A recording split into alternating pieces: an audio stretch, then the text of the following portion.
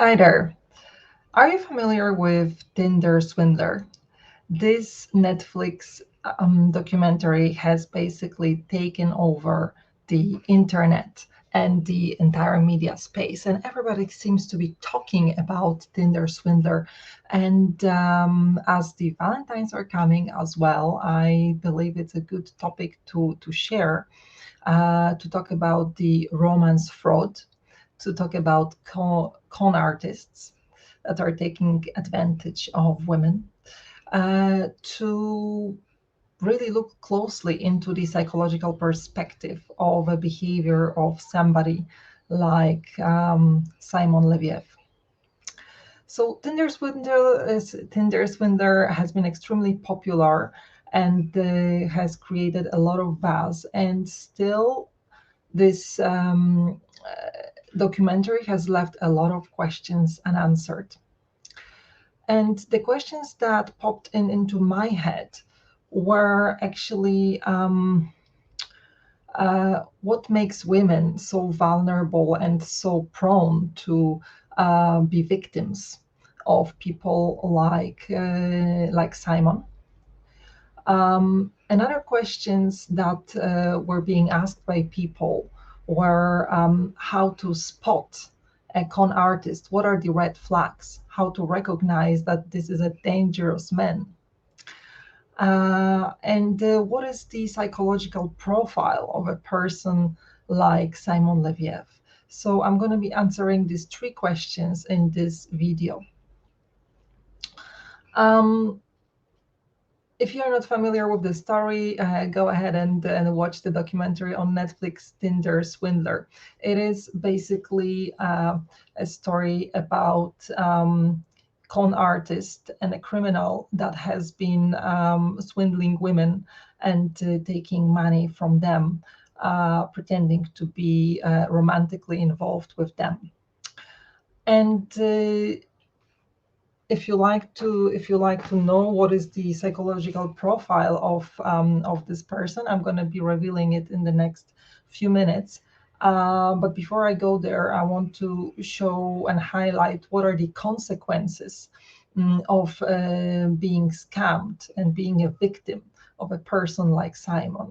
So there are two main things. One is obviously financial. The women have been in huge debt to the extent of announcing bankruptcy, like Cecilia did. She was conned for over £200,000. And according to different sources, Simon has conned in the last, not in the last, between 2017 and 2019, he conned several women for the amount of over a couple of $1 million. So the consequences are, yes, financial. You can basically be announced bankrupt, and psychological, mental. What happens to you when you become a victim of such behavior? Basically, the characters in that movie, being Cecile, Pernilla, and Eileen, at least two of them displayed the the symptoms of PTSD, post-traumatic stress disorder. It manifested mainly in inability to trust others. Basically, after the whole thing happened and they wanted to move on, they wanted to start dating and meet other men, they were unable because, whenever somebody was nice to them or maybe was treating them well, they were suspicious. They were thinking, why, what does this guy want, and what's going to happen now? Is he going to scam me? Am I going to lose money? Am I going to be a victim again? So this is a natural behavior when you are basically experiencing post-traumatic stress disorder. So we have financial consequences and mental consequences.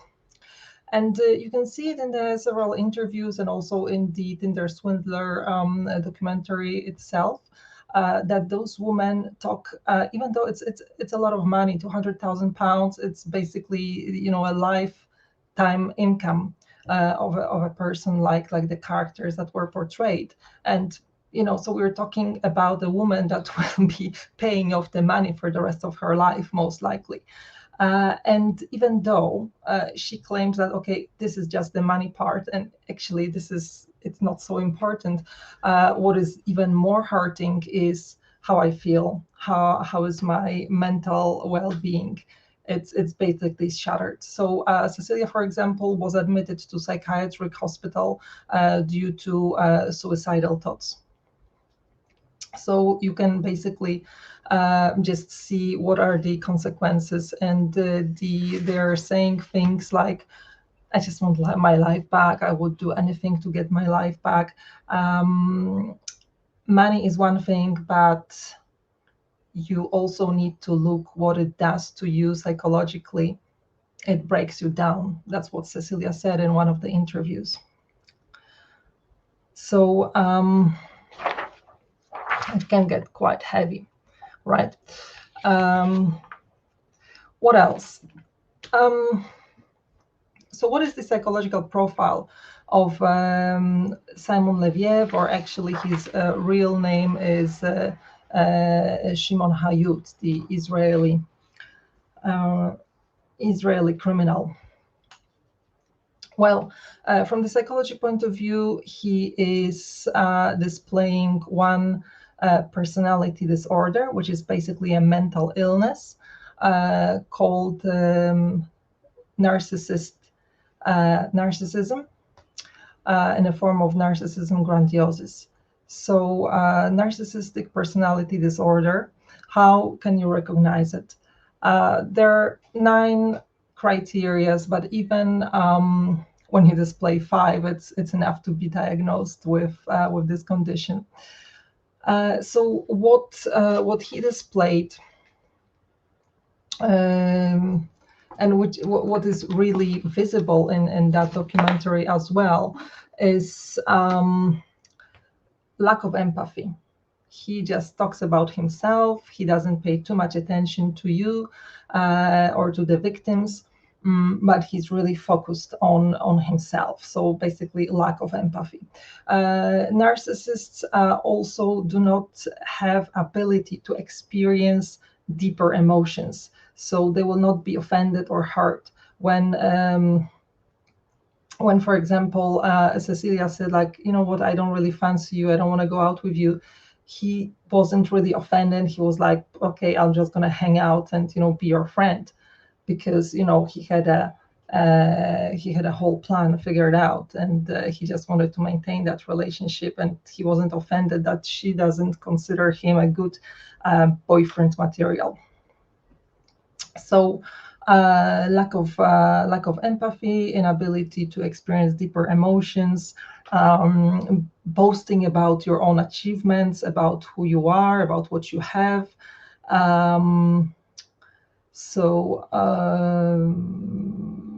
Pretending to be superior to others is another quality of narcissistic personality disorder. And Simon has said at the stage when he was taking his COVID vaccine, for example, and there was a queue for 3 to 4 hour wait, he refused to wait, and he was cheating. He was pretending to be a medical personnel so that he would skip the queue. And when he was caught, his declaration, his statement was saying, "I'm not someone who waits in lines or places, and no one can say a word about it." So basically, that's what he said. So another way of spotting a narcissistic person is that he looks down on others. He thinks he's the best, and the other people are just inferior to him. Also, resistance to criticism. He doesn't take being criticized, or rejected too well, in a way that, for example, there was one girl that he also pursued, called Valeria, and basically he offered her to go out at the very short spot. So, basically in the evening, he would call her out and say like, hey, listen, there's a party, would you like to join? And she says like, you know what, I'm in my pajamas, I don't feel like going out. And his reply was, I thought you were more spontaneous than that. So what does it tell you about the person? He doesn't respect you. He doesn't care about your feelings. He shows you that his feelings are being hurt because you are not doing what he wants. All right. So we've got a narcissism on one side, and the other personality trait is a Machiavellic type of personality. So what does it mean? People who are Machiavellists, they are highly manipulative, and they have basically a clear vision, and they have a goal in their head, and they will just do anything to achieve that goal. So they will not look into people, into their feelings, into anything. They would just clearly focus on the goal, and he was extremely focused on basically getting the money out of those girls, and also the ability to wait for the reward. It's a feature of people who are Machiavellists. So he, for example, took months, like in Cecilia's case, it took 8 months of friendship before he would ask her for the money. Okay, in other cases it was maybe after a month or so, but it wasn't immediate. So he had a very good strategy of really pretending to be somebody that he wasn't, making the girls believe that he is this type of person, and um, and then so that he would develop their trust, and and then he would use it against them, right? So so he was very calculating, very focused, and highly manipulative. So who is prone to become victim of romantic scamming? Well, first of all, women who are vulnerable. Look at one of the victims portrayed in Tinder Swindler, Cecilia. She was 25 years old, student living in London. So basically, a person who is away from her family, the person who is in a foreign country, the person who is young and building her future. And he met her, and he was offering her a job. He was offering her, he was claiming that he works for this in the diamond business. And he was just saying like, hey, I want to help you. And that's how he was building the trust. So, a woman in this position is quite vulnerable. All right. Who else? Women who have this, who are brainwashed by Disney, as I like to say. So they believe in this romantic, unrealistic, magical way of relationships, and they have basically unrealistic image of love and relationships. They're just been brainwashed by Disney, and they believe that if they are just patient, one day Prince Charming on a white horse is going to come and just sweep them away. And it's extremely naive way of thinking that clouds your judgment. So you don't think and you don't look at things realistically, you don't read between the lines, you don't analyze, you don't use your rational part of brain, you just believe in this Disney fairy story. Okay. Who else? Women who are who can become victims.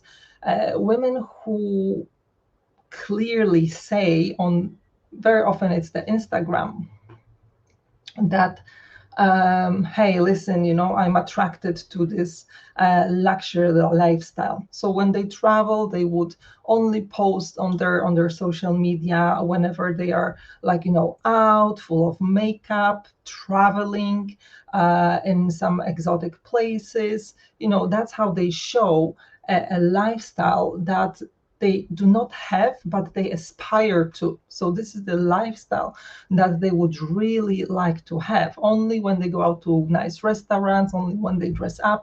So and that's what actually Cecilia is describing as like, hey, we all do it. It's like, no, not everybody does it, but anyway. So why is it dangerous? It is dangerous because people like Simon, people who are scammers, will basically gather this information. We'll see like, oh, wow, girls like Cecilia are interested in this luxuriant jet set type of lifestyle. And this is how I can use it against her. This is how I can lure her into showcasing her, and that this is what she can get, right? This will be the hook. Okay, so what were the warning signs and red flags that obviously the victims missed? Romance fraudsters, like I've said before, are very skilled manipulators, and they analyze a lot of factors, just like your personality, how naive you are. And by the way, people from Scandinavian countries, they have, because of their cultural composition, they are very much law-abiding, and they just think everybody else is like this. So people who are manipulative take advantage of that. So maybe it's not a accident that a lot of those victims were from Scandinavia. I'm not saying all, but at least what was portrayed in that documentary on Netflix, all of them were from Scandinavia. So they are highly manipulative. So what is the red flag? Basically asking for money, suddenly saying like, wow, my laptop broke, or like I have emergency, or my family is in danger. Okay, danger and like having dangerous job without like giving you details is another red flag. Boasting about money on social media, like posting on Instagram and TikTok when you are on a yacht, or when you are on a private plane. I mean, if you are traveling on a private plane on a daily basis, on a weekly basis, you don't have to show it. This is just who you are. This is part of your life. You don't have to brag about it. So people who are aspiring and want to present wants others to believe that this is who they are, they will be showing it, which basically it is a red flag. Doesn't mean that that's who they are. This is the way they want to be perceived. So boasting about money, showing off the wealth, flashing your money on Tinder and Instagram and TikTok. Another red flag basically was simplistic communication. I've noticed on that documentary that a lot of communication was basically just sending pictures and texts. And very often those text messages were out of context, were very general, so that he was using exactly the same pictures and the same text messages, sending it to all other girls. So people who are actually narcissists, they don't have empathy. They cannot really hold, and remember what I said before, no empathy, no ability to experience like deep feelings. They cannot really engage in a proper conversation that is focused on you. That the things that they say just can be said to anyone. They're just super general, and that's what they were doing, right?